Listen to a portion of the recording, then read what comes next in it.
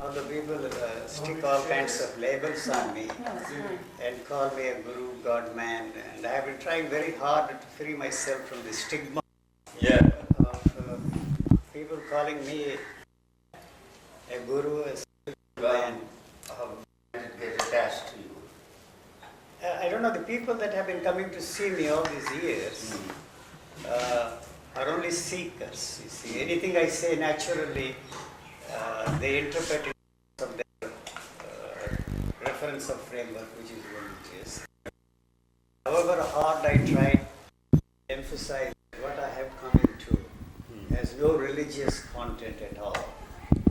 And somehow it doesn't interest them at all. You see, they still think that that I fit into their framework. Yeah. You see, that is, it's not the individuals, but the traditional framework cannot tolerate anything outside of it. It has to make it itself. Yeah. Well, I expect that's human because they probably ask you questions which are of fundamental importance, and the only people who so far hazarded guesses about it are people who dabble in spirituality, and other people haven't really, they've totally rejected it, like Bertrand Russell. No, it's not that when I say that God is irrelevant, it does not mean that I'm an atheist or even an agnostic, you see. So if some of them still insist on calling me a God man, it's an insult to God and an insult to me, you see. So for centuries we have been using God as an instrument of power and used it to destroy life and property. I point out to many of the people that the thieves have not done any harm, they have not destroyed anything. Only those people who believe in God have destroyed life and property. So they sometimes throw this at me, what about communism? Communism, you see, I maintain that communism is a warty outgrowth of the religious thinking of man. But they destroyed a lot of people for a political ideology, not in the name of God, but when the church stood in the way of achieving their political goals, they had to destroy and suppress all the religious elements in that country. So they're still not satisfied, but we leave God to the theologians, let them go on discussing the ontological, teleological, cosmological proofs of the existence of God. But God at a particular time in the history of mankind was an extension of the same survival mechanism, probably. You know what I don't know, I see you are the one that can bring out something from me. Sir, excuse me. Yes. There is a phone call for you from Bombay. Yes. Wait, Sharma. That's Govinda secretary.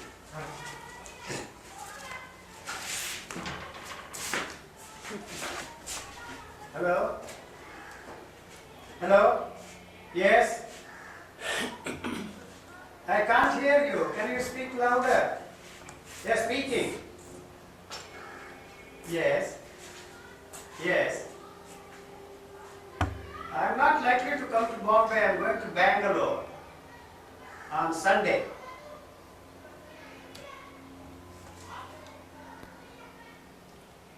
Huh? So will it be possible for you to call me after an hour? Yes, because I'm with a friend who is going to see me. Huh? Gita? Yes. This is my wife, sir. Yes. Really, she likes Huh? coffee. No, I don't understand. You are not very clear. Will you please call me after an hour? No, don't do any such thing. You call me after an hour. Yes, please. Thank you. He He said, wants to come here. yeah. No, Even if you are in the bathroom, he wants to talk to you.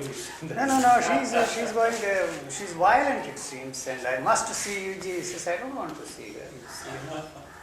And you see, anything I will tell her will have have no effect on her. She has to have medicine. She doesn't want to take medicine. That is number one. And second thing is the mother. She is pushing her to do everything possible to go back to her career and to do everything possible to reduce her weight. You see, they are This is Arvind Bobby. Arvind Bobby. So there's not much that I can do. I did the best I could do to her when she was with me in Switzerland and in the United States. But suddenly she disappeared. I don't know, but what can I do? I'm not running a clinic for all these mentally disturbed people. That's a great pity. She's such a beautiful It's woman. such a beautiful woman. I met her, had her home for dinner once. I see. Was charmed, and now is suddenly, I suppose, Have you seen the photos there in Yeah. the press, boys? heartbreaking. Really heartbreaking. It's really. Let She me was come such back to this subject, where the So let me first make a very brief, I don't like to call it a statement.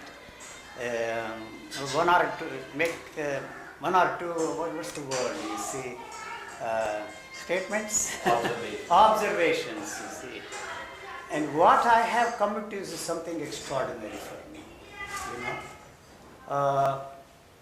I was born in this country, it was an accident. I was thrown into a very rich family, it was an accident, you see. It made it very easy for me to pursue whatever I wanted to pursue. I was thrown into a very religious atmosphere, you see. That was also an accident, you see. My grandfather happened to be a member of the Theosophical Society. He knew the founders of the Theosophical Society, Blavatsky and Alcott, my mother's father. And then I knew all the second generation and third generation leaders of the Theosophical Society. And it may sound very strange to you, I lived with murderers, rapists, con men, masterminds, spiritual teachers, godmen. All in India? Not all during the course of my 72 years of life. At least during the first 49 years of life. And I traveled all over the world. Practically every country in the world except China for some reason. I didn't go there, now I don't care at all. And I grew up in such an atmosphere, I found, see, the dichotomies, that the word and what they believed and what they said. My makeup was such a strange makeup. Genetically I was programmed that way to question everything ever since I was a little boy. By the time I was 7, God went out of my system and I never entered the temple afterwards. Afterwards, I realized that, you see, the interest in enlightenment, interest in God moksha, liberation, freedom, and what Krishnamurti talked about, the transformation, radical transformation, mutation of mind, etc. All is the extension of the same thing, variations of the same thing. So I actually and factually I did not in any way free myself from the whole idea of God. But I am pursuing the same thing on a different level, which is nothing but an extension of the same pleasure movement, I consider that. But then I switched over to the Western science, philosophies, and the whole thing. See, I got involved with the Theosophical Society because of my background. I became a very active participant. By the time I was 24, I was elected as the Joint Secretary of the Theosophical Society in India, national lecturer, international lecturer. But this question, you see, always bothered me, intrigued me. So I cannot call all these people hypocrites. What is wrong with what they believe in? Why there is this dichotomy in their lives? Maybe the source may be wrong, you see. All the teachers of mankind, particularly the spiritual teachers of mankind, con themselves and con the whole of mankind. I have to find out for myself. I had no way of finding out anything for myself. As long as I depended upon somebody, I remained helpless, you know. So I found that, you see, whatever I wanted was what they wanted me to want. Whatever I thought, whatever they wanted me to think. You see, there was no way out, you see, of this, you know. It went on and went on and on and on. Somewhere along the line, something hit me that there is nothing there to be transformed, nothing there to be changed, there is no mind there, there is no self to realize. What the hell have I been doing? See, that spark hit me like the shaft of a lightning, you see. Or you see, an earthquake shattered the whole thing and destroyed everything that was there. All the cultural input, you see, that freed me in a very strange way. Everything every man thought, felt and experienced before. In a sort of way, destroyed totally the mind, which is nothing but the totality of man's experiences and thoughts, and even the identity. See, identity is nothing but a cultural input there. So there was nothing there to be free from, you know. What I was left with is something extraordinary here, the tremendous living organism, pulsating with life, freed from, you see, the stranglehold of the whole culture, you know. So I tried to express it. The only people I had around me was all the Krishnamurti freaks or Rajneesh divorcees, those who were completely not totally disillusioned with their gurus, you know, only that kind of people I had around me. And so everything I said, they interpreted in terms of their religious thinking. You are also an enlightened man. For some reason, we don't understand why you are giving expression to this in this strange way. What you say is bad enough, how you say it is worse. That was there. But yet they could not brush me aside. And then you see, somewhere along the line, I realized that I am an active, direct participant, you see, in this kind of a thing. People interpreting what I am saying in the religious terms. And so maybe I should find some way, you see, some medium through which I can express myself. And people said suddenly, why have you gone public? You see, I never went out of the place, never gave lectures, never bothered even to accept the invitations of the televisions in the United States. So suddenly I decided maybe I should use that medium to express myself. You see, I don't even have the impetus to express myself, and I need you to express myself, you see. So you may say that I'm using you to express myself, but that doesn't matter. So let me try, you see, these people who are just entertainers, you know, who want to entertain themselves, and talk to the unseen public. Maybe it will hit somebody somewhere, and it will help him to understand, you see, what the actual situation is.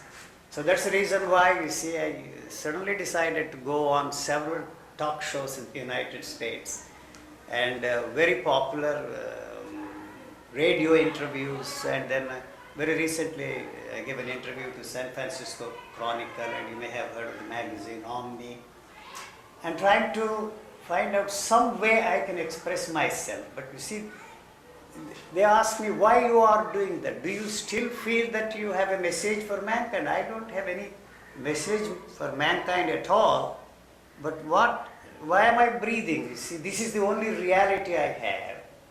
And let me try to express myself and point out the situation in which we find ourselves today. And so that's the only reason why I see people and talk to them. And every time I have a chance, I go on the television and give an interview. Last time when I was here, you see, Mr. Rajiv Mehrotra interviewed me on the Indian television. And so what I want to say to anybody who is interested in this, somewhere along the line, the human consciousness felt this self-consciousness. When I use the word self, you see, I don't mean that there is a self there, that there is a center there. That separated him from the totality of things, you see. And he was a frightened man. So he turned everything, you see, into something uncontrollable, into some divine cosmic thing, and worshipped it. It was in that frame of mind, quote unquote, he created God. He created, see, the whole rest of it. And culture is responsible for that, you see. I maintain that all the political institutions, all the political ideologies we have today are the outgrowths of the same religious thinking of man, you see. So, all the spiritual teachers in a way are responsible for the tragedy of mankind. We have come to a point where we have to ask a different kind of questions and find out if there is anything that we can do to stop, you see, the way the whole world is moving. If the world has to, or the mankind, humanity has to free itself from the chaos of its own making, there must be some other way that man can come up with, you see, and see what he can do. As I see it, the whole thing is heading in a direction where there is no way that we can stop it or reverse the whole things. We are doomed, as it were. And why is this concern to talk to somebody? Why is it that I'm not interested, you see, in really saving anything. Nobody has asked me to save. You see, as a matter of fact, I very strongly feel that the world has to be saved from all the saviors of mankind, you know. So individually there seems to be nothing that we can do to change anything, see, to alter anything, to reverse anything. And collectively means what, you see. So the task that is facing us is that we have unfortunately placed these politicians in the seat of power. The political consciousness is all that we are left with. And if religious people are still trying, you see, to talk in terms of reviving this, that and the other cultural heritage of India, the Ramarajya, and if politicians use that is only to win, you see, the elections and win the people over to them. But if we think in terms of, you see, reviving something that is dead, we don't have any future to think of, you see. So that is why when people ask me, what do you think of Gorbachev? Gorbachev is a traitor to the cause of communism. Millions and millions of people have died for the cause of communism. And if he is looking to the West for the solutions of the problems, the failure of communism, something is wrong. You see, the answers have to be found within that framework and not look to the West, which is in no better condition to offer him anything except, you see, sell McDonald's or, Kentucky Fried Chicken or sell organically grown potatoes to make chips there. In Russia, actually, it is not our ideas of freedom, ideas of humanity that changed there. It was Pepsi-Cola that conquered Russia. And it was Coca-Cola that had a tremendous impact on China. But these people don't want to listen to this kind of a thing. So, what do we do in this given situation? I sing my song and go. So if we do not do something, what I am trying to say is that thought has a tremendous control, you see, over us. You see, thought in its birth, in its content, in its expression, and in its action is fascist. So it wants to control everything there. And thought is not the instrument that will help us to solve the problems that we have created. We only can ask questions and find out if there are any answers individually. See, collectively means, you see, I have one idea, you have another idea. There is going to be a battle between those things. So, the identity that we have created, that the culture has created in us, is the most important factor which we have to consider, you see. So, if we continue to give importance to the identity, which is the product of culture, we are going to end up in an Alzheimer's disease. You see, we are putting memory to use, the brain to use for which it is not intended, you know. So memory does not mean remembering what we studied there. Now computers will do a better job, calculators will do a better job. The constant maintenance of our identity is possible only through the constant use of memory. That is wearing out this human organism and will leave us with very little energy. And so we will not be able to deal with the problems of the world. And so ultimately, now you must have read the statistics published recently in the American magazines. 1 in 3 in the 60 age group is affected by the Alzheimer's disease. That means total, complete destruction of mind and identity. In the 80 group, 1 in 2. And 600,000 people in England are affected by this. Out of them, there are 2 Nobel Prize winners, hundreds and thousands of people in Germany. We don't have any record of these people who are affected by that disease, you see. So that may be the nature's way of turning us all into vegetables and recreate something. I'm hazarding is an opinion of mine which is as ridiculous as the opinion of anybody. I have said my piece and then you ask me. No, I go along with you on most of what you've said. But there still remains the demolition job, the clearing of the cobwebs. I'm all on your side because they have these purveyors of religion and God have really they are doing fouled more the atmosphere. harm than good. Every time a God man appears on the scene, is adding momentum, Yeah. and we are slowly moving in the direction of destroying ourselves. I agree with it. Yes. There's Not that we all become anti-God or destroy the temples, burn this. You see, when I talk of a total anarchy, it is a state of being, it's not a state of doing at all. See, there is no action there. So maybe out of that something new. You see, now they are talking of this Helen, you heard that of the volcano there on the west coast of the United States, new forms of life are springing. So something like that, maybe you see something new will spring. You see, not that I am concerned about the future of mankind. If humanity goes, I go with it. You see, and who has given me the mandate to save mankind? I am part of this. You see, look here. See the way we are going. If you are interested, it is he who is talking of changing the world. As far as I am concerned, I am in perfect harmony with the world exactly the way it is. You see, I am not in conflict. See.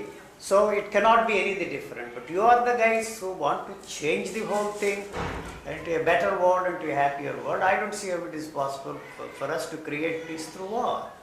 I don't see any possibility there, you see. So these are all the questions which individuals have to ask for themselves and ask questions which have never been asked before, because all the questions which we are asking are born out of the answers we already have. So the only way out for all these people is go back to the great heritage of India. If we are the products of the great heritage of India, we cannot be proud of the great heritage of India. If this is what we have done, if we are what we are, what is there to be proud of the great heritage of India? Why do you want us to go back, revive something which has failed us, you see?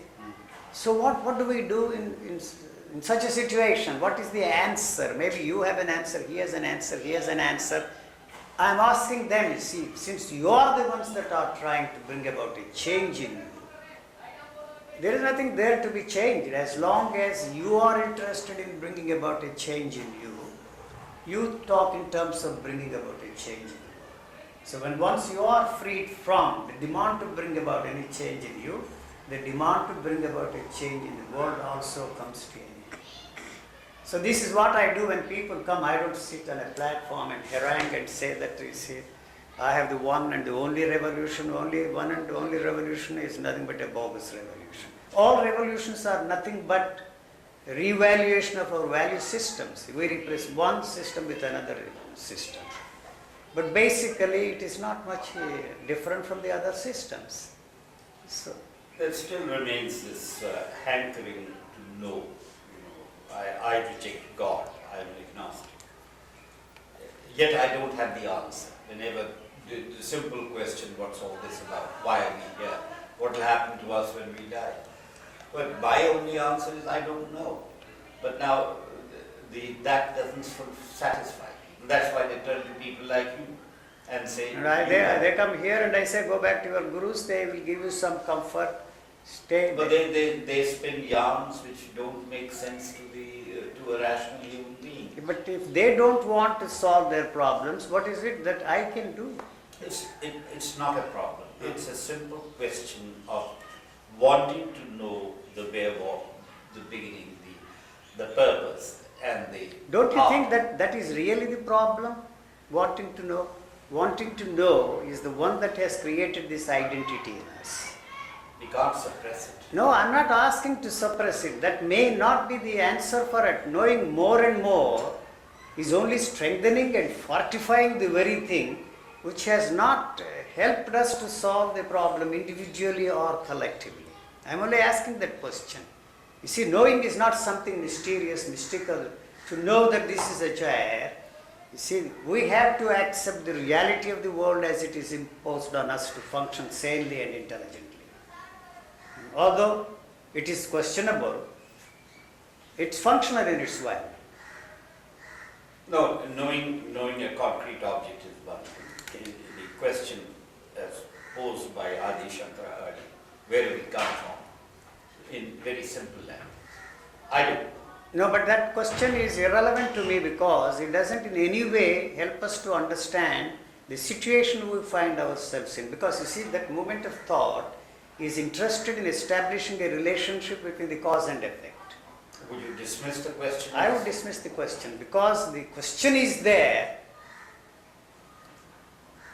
because of the assumption that there is a cause for everything. See, to me, every event is an independent event.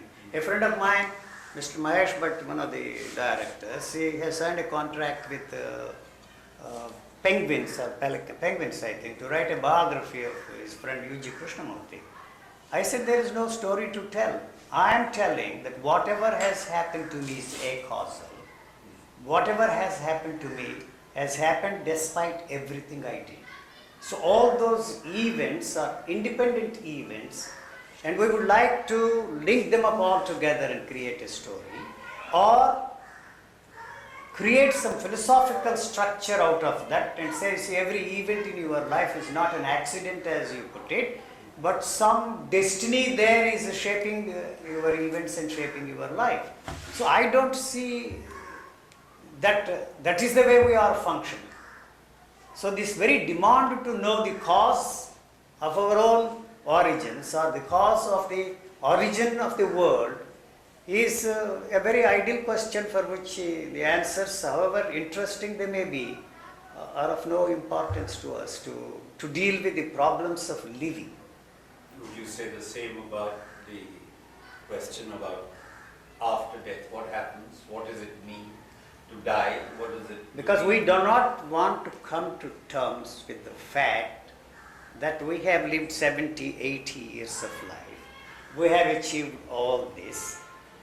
With death, is that all coming to an end? So, you see, our not wanting to accept the fact that that is the end, we project beyond and create all kinds of fantasies. So my answer to that question is, what do you think is there now, which will continue after the dissolution of this body? As far as the body is concerned, it has neither the birth nor death.